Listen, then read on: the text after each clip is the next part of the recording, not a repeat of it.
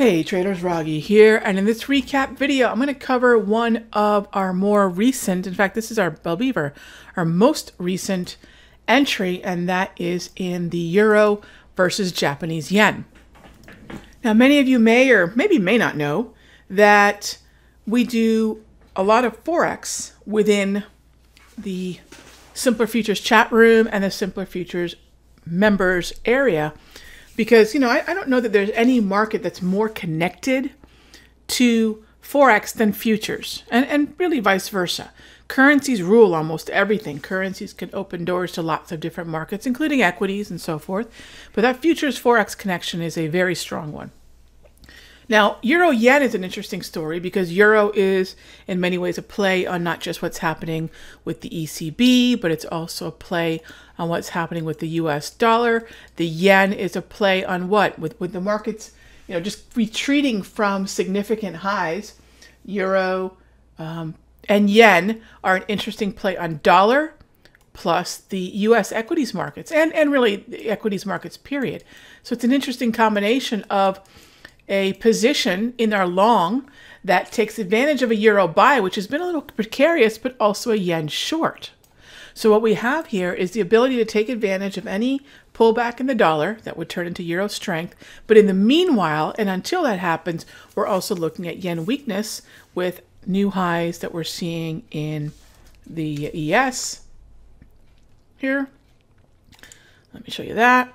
Also, you know, punching up through 25, I think we punched up through 25.10 today, I believe. And then also the YM. Again, testing recent highs, again, strong YM.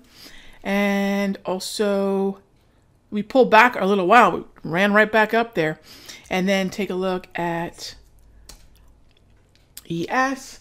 So a lot of strength in equities. And then who could forget, Nikkei hit a brand new high today. If you take a look at the Nikkei, they hit a brand new high today as well. So a lot of strength, and that's going to help out our euro yen. Now, for those of you that are wondering, why not dollar yen?